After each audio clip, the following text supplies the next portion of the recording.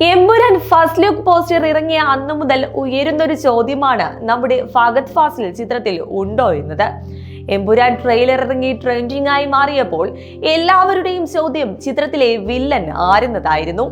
ചിത്രത്തിന്റെ റിലീസ് പ്രഖ്യാപിച്ചുള്ള പോസ്റ്ററിലും ട്രെയിലറിലും ചുവന്ന ഡ്രാഗൺ ചിഹ്നമുള്ള വസ്ത്രം ധരിച്ച് പിന്തിരിഞ്ഞു നിൽക്കുന്ന ഒരു വില്ലനെ കാണിക്കുന്നുണ്ട്. ആ നടന് ഫഹദ് ഫാസിലിന്റെ ലുക്ക് ഉണ്ടെന്നും വില്ലൻ ഫഹദ് തന്നെയാണെന്നുമായിരുന്നു ഒരു വിഭാഗത്തിന്റെ കണ്ടെത്തൽ. ഒടുവിൽ ആ ചോദ്യത്തിന് ഉത്തരവുമായി എത്തിയിരിക്കുകയാണ് പൃഥ്വിരാജ്. എമ്പുരാനിൽ ഫഹദ് ഉണ്ടോ എന്ന ചോദ്യത്തിന് ഫഹദ് ഫാസിലും ടോം ക്രൂസും റോബർട്ട് ഡീനിയോറോയും എല്ലാം ഉണ്ടെന്നായിരുന്നു ആദ്യം തമാശ രൂപേണ പൃഥ്വി പറഞ്ഞത്. തുടർന്നാണ് ചിത്രത്തിൽ ഫഹദ് ഇല്ലെന്ന കാര്യം പൃഥ്വി വ്യക്തമാക്കിയത്. ഫഹദ് എമ്പുരാനിലില്ല, ടോം ക്രൂസും ഇല്ല. എനിക്കിതിൽ പറയാനുള്ളത്, എമ്പുരാന്റെ കാസ്റ്റിംഗ് തുടങ്ങിയപ്പോൾ നമുക്കൊരു വിഷ് ലിസ്റ്റ് ഉണ്ടായിരുന്നു.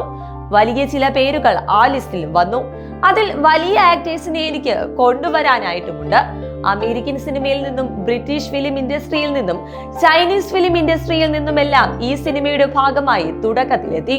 ഞാൻ ബന്ധപ്പെട്ട 10-9 പേരുമായി എനിക്ക് സൂം കോളിലെങ്കിലും സംസാരിക്കാനുമായി. തന്നെ ഞെട്ടിച്ചുകൊണ്ട് ഒരു ഇന്ത്യൻ സിനിമയിൽ സഹകരിക്കാനുള്ള അവരുടെ താല്പര്യം അവർ അറിയിക്കുകയായിരുന്നുവെന്നും പൃഥ്വി പറയുന്നു.